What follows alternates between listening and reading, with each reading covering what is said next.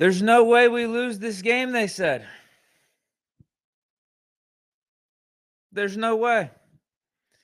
3-0 Steelers. Coming off an impressive win against the Chargers and Jim Harbaugh. Against the 1-2 Colts. Probably should be 0-3 Colts. There's no way we lose this game, they said. And when I say they, I actually mean me. It happened again, man. It happened again. I'm sorry. I apologize if I have anything to do with what I say on these streams and on the podcast have anything to do with jinxing the Steelers. I apologize. That was a disgrace.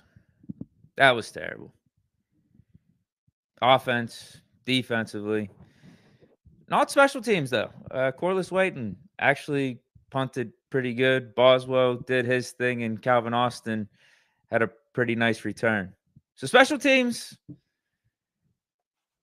I think they are removed from the criticism here. Special teams did good. Offense and defense, though.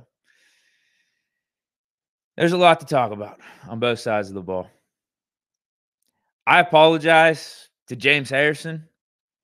I apologize to Troy Polamalu, Ryan Clark, James Ferrier, Ike Taylor, Brett Kiesel, Aaron Smith. Who else from that Steelers 08 defense can we name? Deshae Townsend, Dick LeBeau. Let's not forget Dick LeBeau, the godfather of that defense, the archetype of that defense, the DC, the one calling the plays. I apologize to all those guys. Because just a few days ago, we were comparing this 24 defense to that 08 defense and making the case that they could go on a historic run this year. Historic run, my ass. They could still be a good defense. They could still be a great defense, but you can't be letting Anthony Richardson look like prime Tom Brady out there. You can't be allowing Joe Flacco to look like he still is wearing a Ravens uniform. You can't be having Jonathan Taylor look like this is 2018 or 2019 out there, just gashing you, running the ball all over you, making it look like the defense is Swiss cheese. That was bad, man. It was bad. It was bad the whole game. It was really bad. And just when it felt like the defense started to hit their groove, midway, it was mainly midway through the game, like end of the first half, early in that second half, then Joe Flacco would go on a little bit of a run, and we could not get the Colts offense off the field on third downs. Because there were at times where we would look good. We'd stop them on first, second down and be third and long, and then, some guy would be wide open across the middle of the field. Joe Flacco would throw an out route, and we can't make a tackle. First down. It was just brutal, man. Brutal game. Brutal game for the defense. I still think they're a good unit. It's just like an awful start. I don't know what the game plan was. I don't know what the strategy was. And maybe looking back, the strategy or the thought process was somewhat sound. Make Anthony Richardson beat you with his arm and pick you apart. Now, we didn't stop the run. That didn't help. I felt like that was our first priority. We couldn't check that off the list to start the game. Jonathan Taylor was getting about 10 yards a pop. But combine that with Anthony Richardson, again, looking like prime Tom Brady because he wasn't necessarily beating us with his legs. He would on occasion, but he would drop back, somewhat clean pocket, get the ball out quick for a 10-yard gain for someone that's just chilling in the middle of the field in between our zone coverage. So credit to Anthony Richardson a little bit there, but it was almost like we were too conservative, too soft in our coverage, and all of a sudden in the snap of a finger, it's 14-0, and we have no momentum because we couldn't even get anything going on offense either. Let's go to the offense. Let's talk about the offense because it was such a mixed bag. I would say the defense outside of that last series where we really needed that stop, and sometimes you got to weigh those moments a little bit more. Outside of that, where they got the stop, got the offense the ball for those last 2 minutes, I think was just not good throughout the whole game. I think they were like the steadying thing that was hurting us. Now, the offense, they weren't doing us any favors for about 75% of the game either. Almost like the defense. When we would get in a groove, we would just shoot ourselves in the foot with either penalties or egregious turnovers, like the Pickens fumble when we're 5 yards away from the end zone, or the Fields fumble where he runs back out of field goal range and then gives the Colts the ball where they're in field goal, like they're already in field goal range. Luckily, the Colts kicker missed it. We got blessed on that one, but yeah, that was a atrocious field flipping play. Not in favor of us. Like we were in field goal range with Boz. I'm pretty sure we were close. I think it would have been a 50-yarder. So it would have been a long field goal for Boz, but he's been money this year. He's capable of making those. And what do you know? That field goal would have had us tied going into that final drive. So anytime we got something good going on offense, something stupid would happen. We would do something foolish. We would shoot ourselves in the foot. Because honestly, if you look at it, we were down 17-0 for the majority of that first half. If Pickens doesn't have that fumble and we don't get that Broderick, what was that? It was like unnecessary roughness, I think. It was either Broderick or Spencer Anderson. I don't even think the announcers knew who they were trying to throw the flag on. But they had the unnecessary roughness where they came in late on the play and hit one of the Colts defenders. That was 15 yards. That backed us up out of field goal range right there in an instant. If that doesn't happen and Pickens don't fumble, we could be sitting at 17-10 going into halftime. Just those two plays right there. Stupid penalty and a stupid fumble. So, like, I don't think on offense it was as bad as what the product was for most of the game, what the final result was, because we were still moving the ball.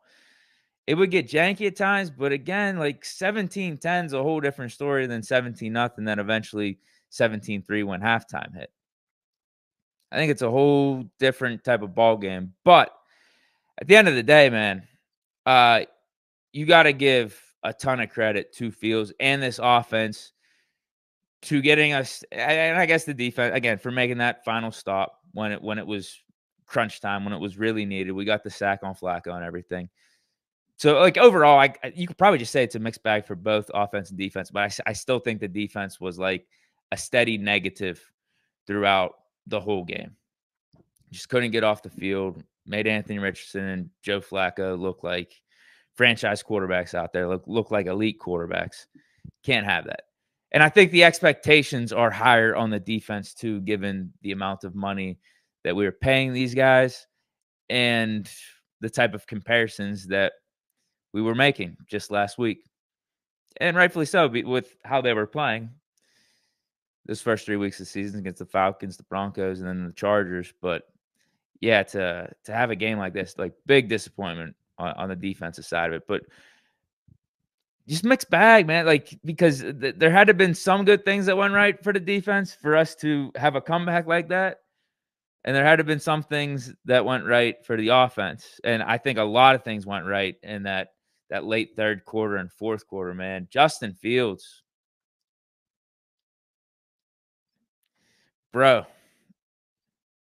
300 yards. 300 yards passing. 312 exactly.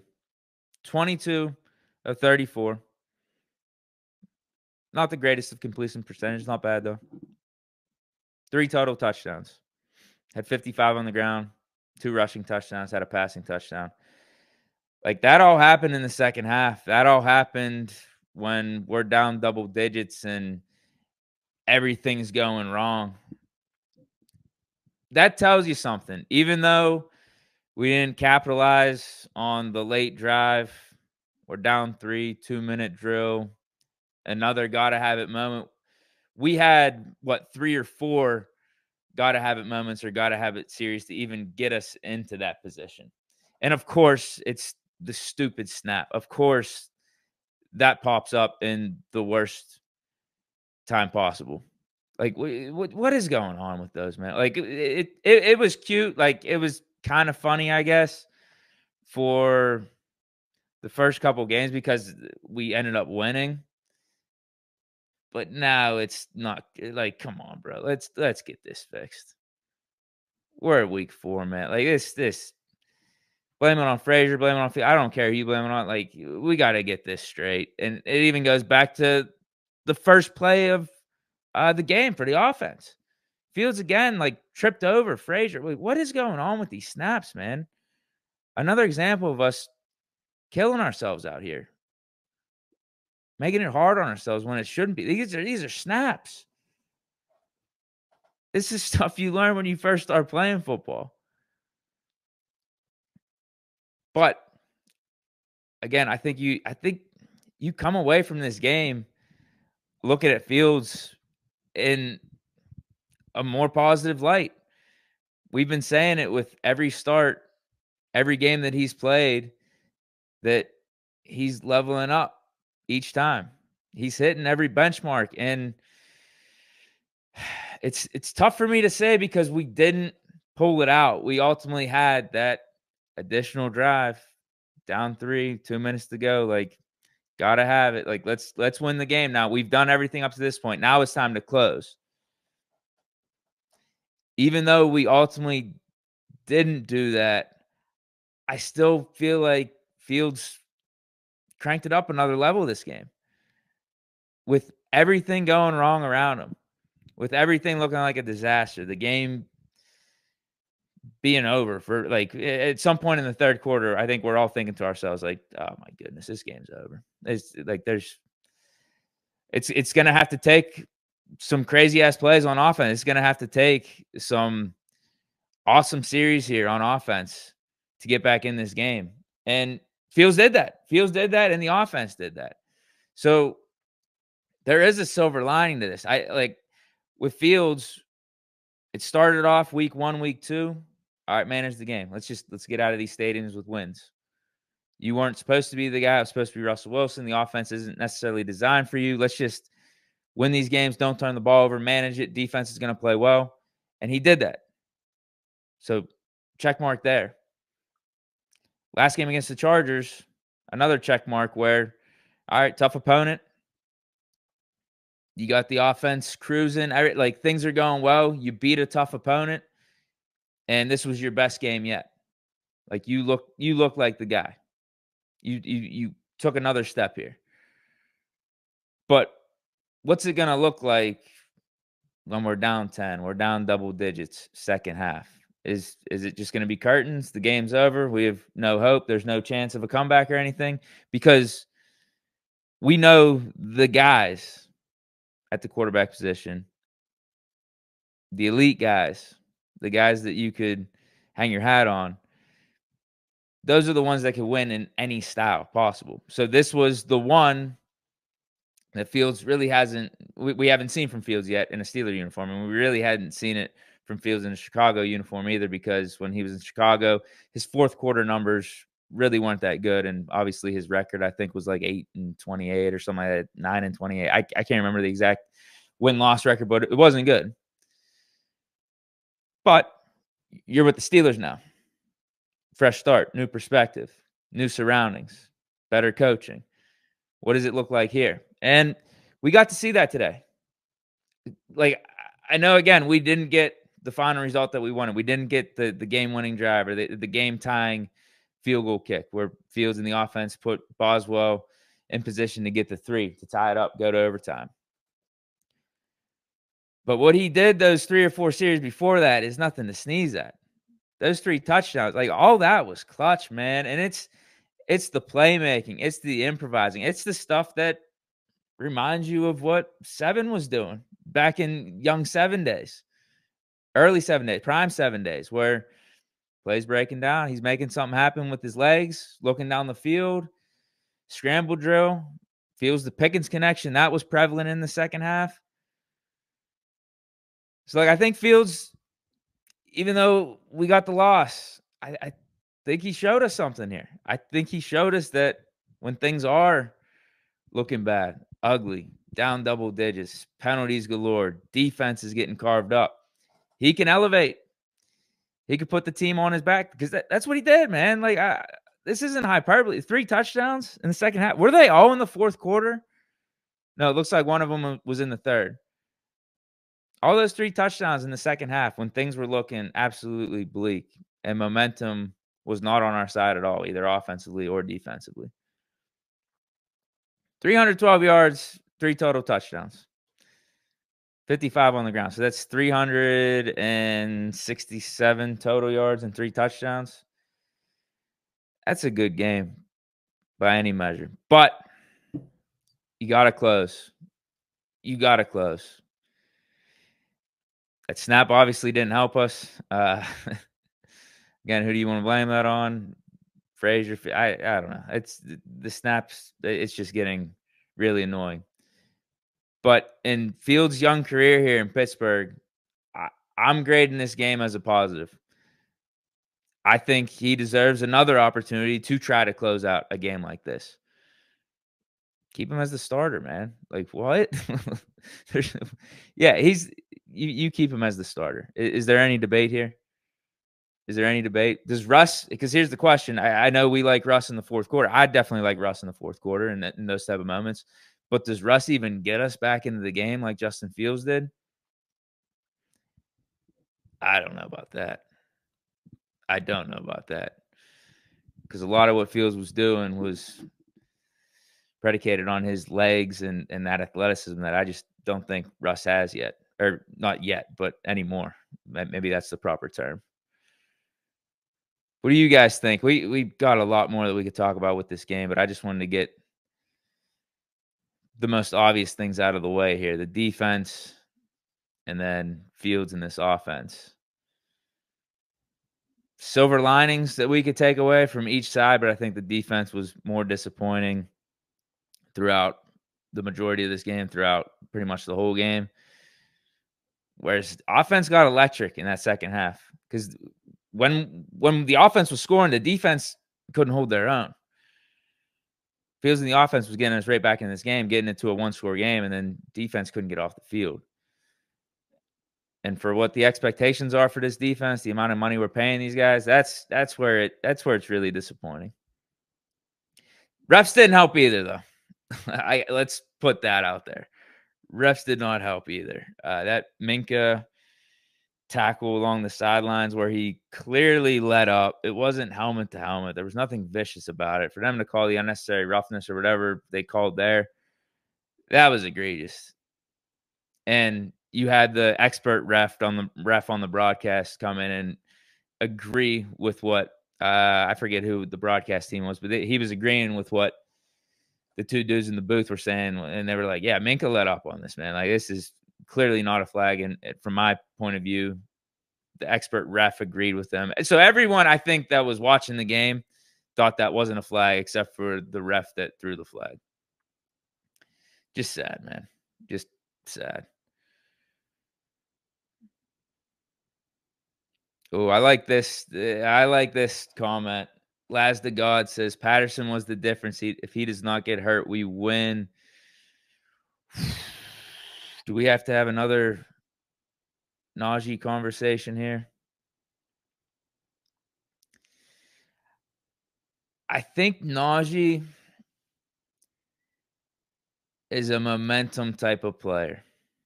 When things are rolling with the offense, when his surroundings are going well, you love having Najee because he feeds into that, and he's the perfect type of back for that circumstances when the momentum's high because he's a bruiser.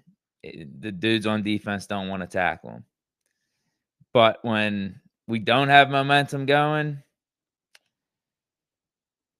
it just feels like he's running in slow motion, and he doesn't help us get any momentum back, sense of momentum back. It feels stagnant when he's out there because I don't know if it's predictable. The defense feels like, okay, Najee's out here. They don't really have a pass game going, so we don't have to worry about him as much. Coming out the backfield,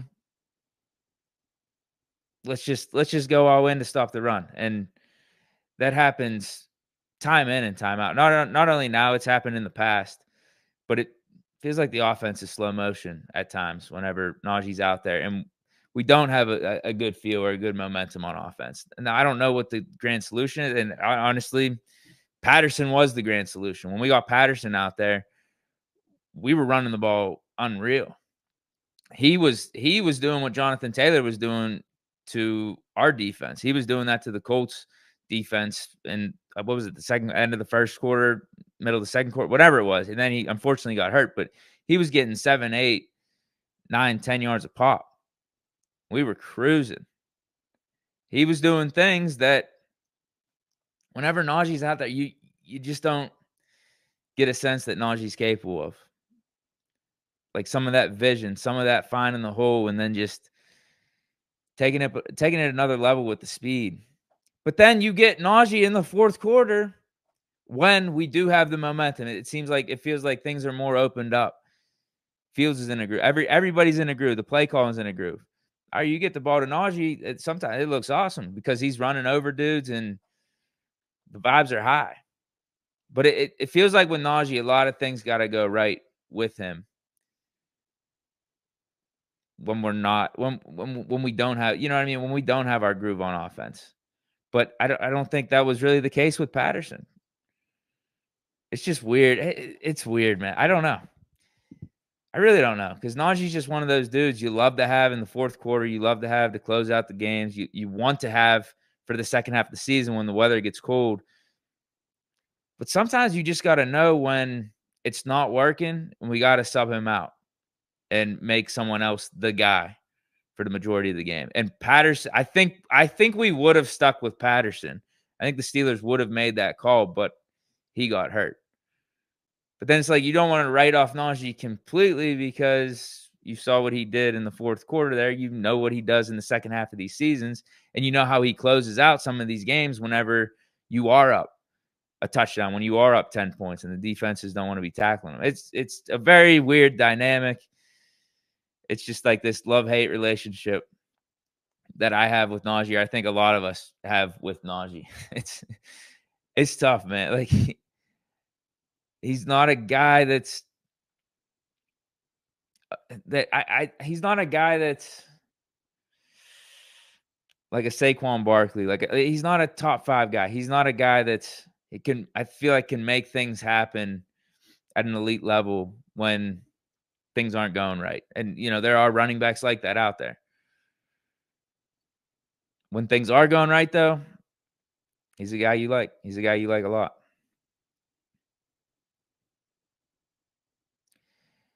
Owen Germ says Patterson hits the hole hard. Najee's trying to dance in the backfield. That's the weird part, though, too. I don't think he's necessarily trying to dance. Sometimes the defense is packing the box on him, and they're selling out on the run. Other times it does feel like Najee's moving in slow motion. I don't think it's necessarily he's just trying to dance back there.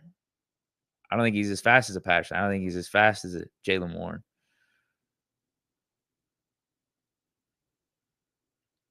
Devin Snyder says, where was TJ Watt? That's a great question. Great question.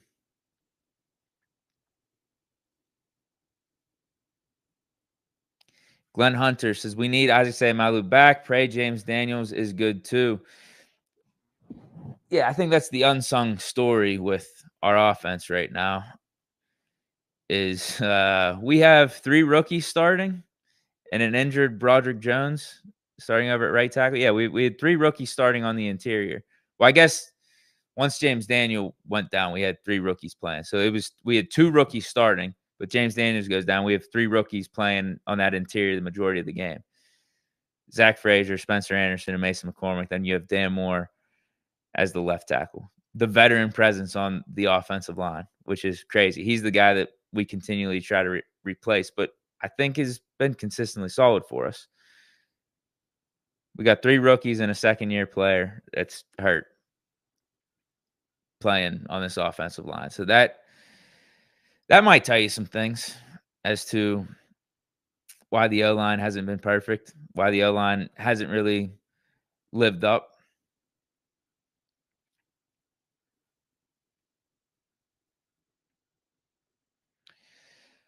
Monster May says, if you're tired of the slow starts on offense, then having Arthur Smith here really is going to make you mad because he's not a guy who's going to deviate away from his plan. He is just what Mike Tomlin wants to make him comfortable.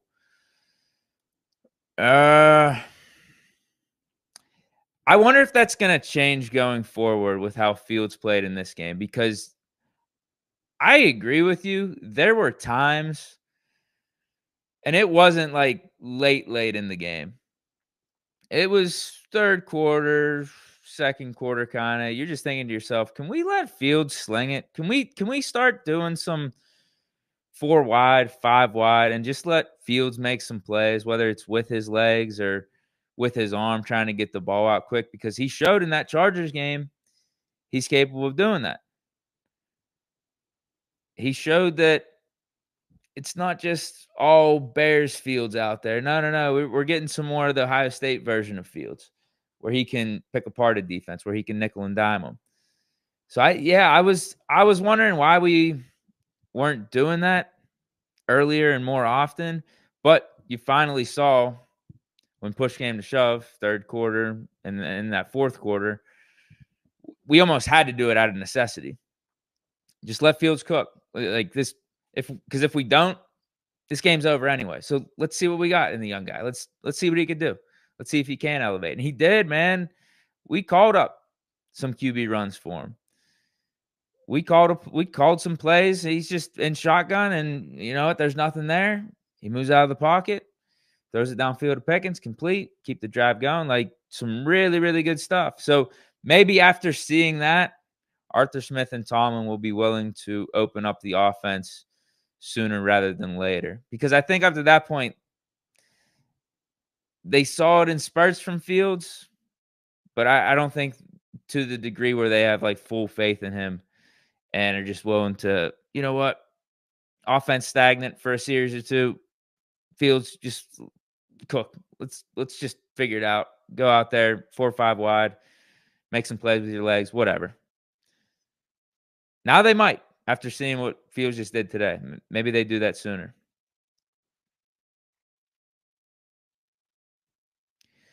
Tommy Vincent says, sorry, guys, but Mason Rudolph wins that game. I don't know, man. I don't know. I really like how Fields played in the fourth quarter and the second half. Yeah, I don't think Mason has that crazy ass fumble where he runs back 20 yards, but I don't know if Mason's doing some of the other things, the dynamic stuff that Fields was doing to get us back into the game. I think for either guy, though, the defense needs to play better. You know? I think that's the point. Like, does Mason does he close out the game with the game-winning drive? I don't know. We hadn't seen Mason really do that part of it. Like, you know, when Big Ben has done it how many times throughout his career, right? We hadn't seen Mason. We saw Mason play really, really good in the Bengals game. We saw him play really, really good in the Seahawks game, the Ravens game, but I don't remember him having a scenario like that where he closed it out. 2 minutes. We need a field goal. We need a touchdown, whatever it is. So I don't think that's necessarily a guarantee.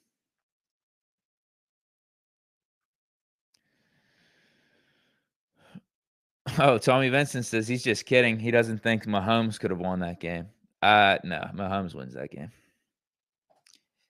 You know what though? Here's what I'll say. I just brought up the Mason Fields comparison and how I don't know if Mason's making some of the dynamic plays that Fields is. Like Mahomes ain't running it like Fields, you know, but Mahomes is scoring. He's doing something. 2 minutes left, down 3. I'm sorry, like he's doing something there. Fields played really good though. Like he played really good to get us into that spot. Mahomes is capable of doing that type of stuff though too. So let's not forget about that. Is he doing it in this given game the way Fields did, to the degree that Fields did? I don't know, because Fields was pretty much damn near perfect up until that final drive for those last like 3 or 4 series to get us back into the game. Is Mahomes doing that? Yeah, I mean, it's Mahomes. So yes, yeah. All I want to say with reacting to that comment is like, let's give credit to Fields for what he did down the stretch. Like, that was nothing to sneeze at. I don't think that was anything to just gloss over. That was elite play. Gotta close it out, though. Gotta close it out. GM Greco says that botched snap was on Frazier. The guard wasn't even snapped before he snapped it. So there you go. I'll take your word for it. It's got to stop. No matter what, it's got to stop. For Real Steelers is piggybacking off of my comment in regards to letting Fields cook. He says Smith and Tomlin must let Fields cook. He's too good to be controlled to carry this team for the present and future. Defense didn't show up, and the defensive coordinator was poor in making adjustments. Should have kept Flores. Fields is our quarterback. Yeah, you got to stick with Fields. I think even if the game didn't finish out how it did and we don't get back in the game, you should stick with Fields. I think Fields earned himself an opportunity to have a hiccup type of game, but I wouldn't consider this a hiccup type of game. When you look at it in totality, mistakes happen, right? Stupid stuff happens. Penalties, fumble, like that stuff happens. How do you respond? And when our backs up, we're up against the wall, Fields shine bright.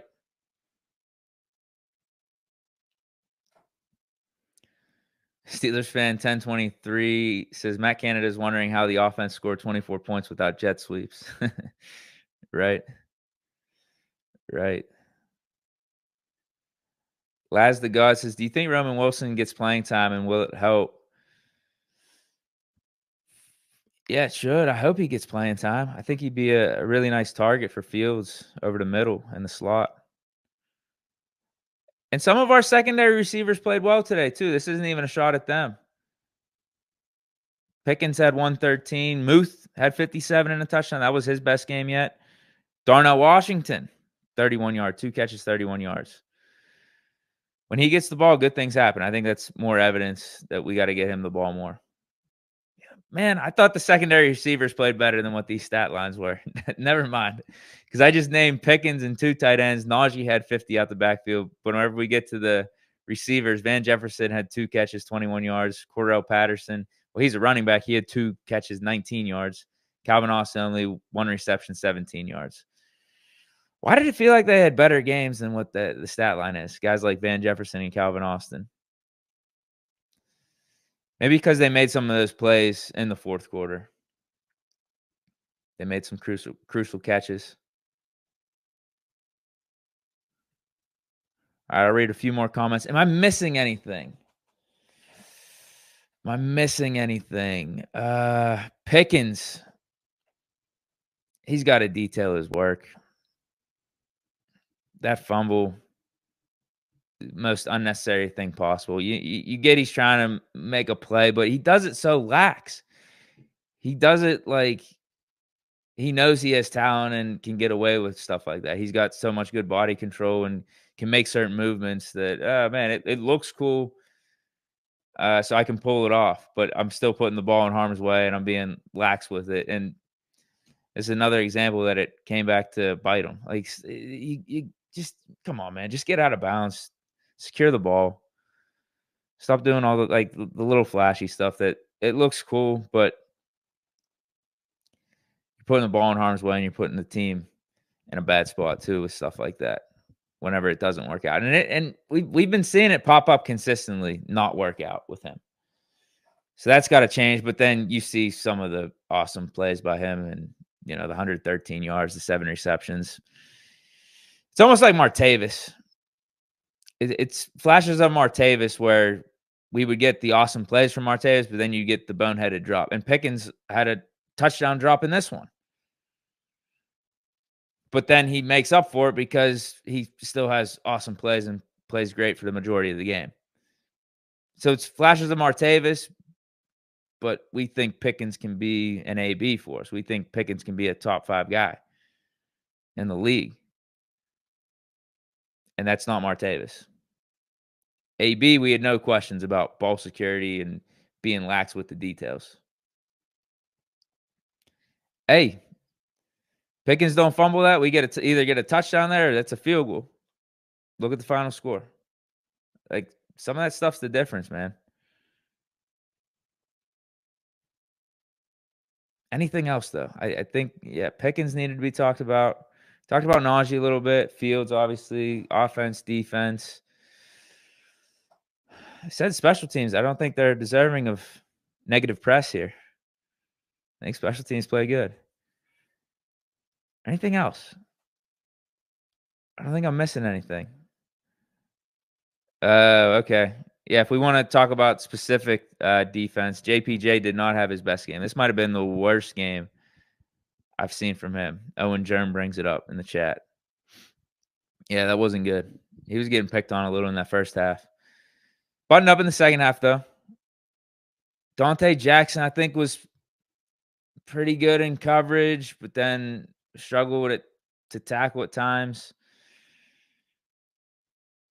Steeler fan 1023S. Deke, what about the need for wide receiver 2? I don't know if it's fully there just yet. If Fields in this offense doesn't come back in the fashion that they did, and we finish the game losing like 24-10 or something like that, and there's no spark in the offense, then yeah, I'd maybe be talking about wide receiver 2 and trying to get someone. We need help. But when did you feel like the offense was lacking in the second half? And even in the first half, it wasn't as bad as what the score was showing, us being down 17-0, 17-3, because if Pickens don't fumble, if Broderick doesn't have that penalty, this score's 17-9, 17-10 maybe. Before we even get the Boswell field goal. Because, maybe it could have been 17-13 going into half. If we convert a touchdown on the Pickens fumble, the Broderick Jones penalty don't happen, that's 10 points, 17-10, and then we get the Boswell field goal. It could have been 17-13.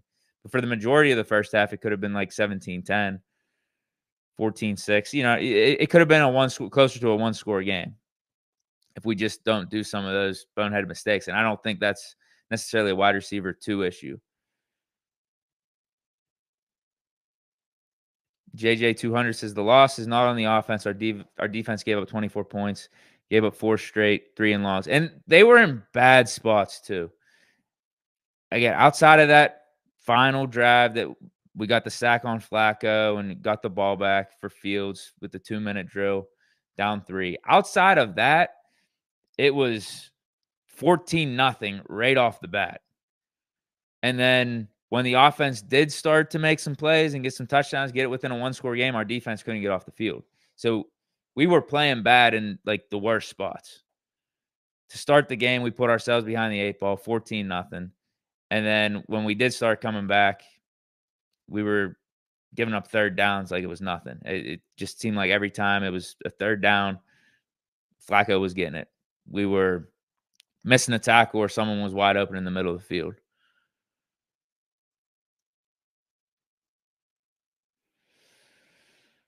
Steeler fan 1023 brings up a good point here. This is the first game in a while where it wasn't on the offense. It is, though, a little bit because of the stupid stuff. It is a little bit. The expectations are just higher for the defense. That's all. It is a little bit on the offense. The turnovers and the penalties. Like, you got to bring that up. You have to. Because if maybe one of those don't happen, it's a tie game, we're going overtime, or we win in regulation. Maybe the game flows a little bit different. Like, we could be talking about hypotheticals all day, coulda, woulda, shoulda, because are we as aggressive in the second half with the offense trying to get back into the game? I don't know.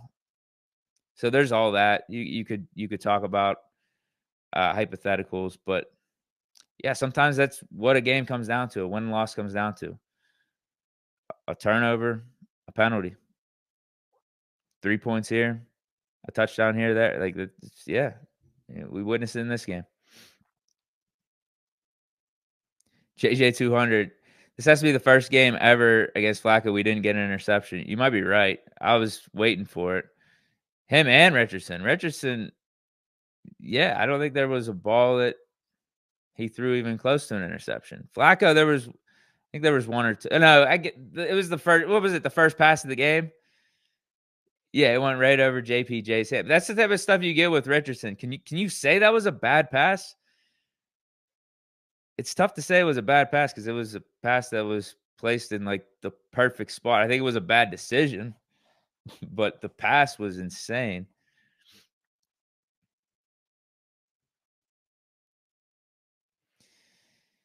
Tough loss, though, man. Tough loss. Did we say Tomlin loss? I feel like a Tomlin loss, we don't get back into the game, though. It's just like the game's over at halftime or the game's over midway through the 3rd quarter, and you're just like, "Ah, man, that was just egregious." That's a Tomlin loss, but we came back, man. Like, there was fight. I think there's something to be said for that at least, particularly with the offense. Particularly with, the offense being as new as it is as a unit, as a group, offensive line, Fields is 4th start in a Steeler uniform. They showed me something. As weird as it sounds, they showed me they went up another level despite some of the hiccups throughout the game. To be down like that, double digits, multiple scores, everything's looking bleak, and show that comeback, hey, all right, cool. We obviously wish we were 4-0, but 3-1 ain't the end of the world. I still think we're trending in the right direction. At least as an offense. Defensively, man, we gotta get this together. Holy hell. This was like, what do they say? 2 steps forward, a step back. This feels like 2 steps forward, 4 steps back with the defense. It's like that Step Brothers scene where Will Ferrell and John C. Reilly, they're getting interviewed for the job and they got the tuxedos and everything.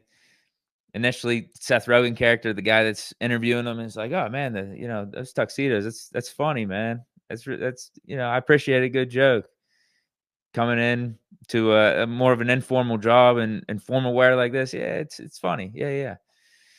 But then after, was it Will Ferrell? He has the fart. He's like, you know what? Actually, yeah, those suits are kind of messed up, man. It's kind of a sick joke. That's what it feels like with this defense. We were just talking about them after 3 games. How, bro, this could be a historic defense. Look at them compared to '08. Look at the points per game. We got the personnel to match up with that '08 defense. And then you have a game like this happen, and I look back on those comments. I'm like, that was kind of messed up for even saying it. That's why I started the show by apologizing to Dick LeBeau and Polamalu and James Harris and all that. Yeah, no more comparisons to that '08 defense. I don't want to hit. No matter how good this defense continues to play the rest of the year, we're not doing '08 comparisons until TJ Watt's lifting the Lombardi. Yeah, kind of messed up that I did that. I'm sorry. It's kind of messed up. But all right, I'm out of here, guys. Still on top of the division. What happened with the rest of the AFC North today? Did any of the games even happen? I know Ravens played tonight. I think Browns are at 4. Bengals were winning. I think they beat the Panthers. It looked like they were going to beat the Panthers. Can I check actually right now? The Bengals did beat the Panthers 34-24, but Panthers gave up a fight in the Dalton revenge game. But all right, stay chilling, everyone. I think we'll be all right. This ain't the end of the world. If we go 3-1 every quarter of the season, we're in a good spot. I didn't think we should lose this game, though. I don't think any of us thought we should lose this game. Hence the way I was talking about it going into it. But stay chilling. Here we go, Steelers. Peace.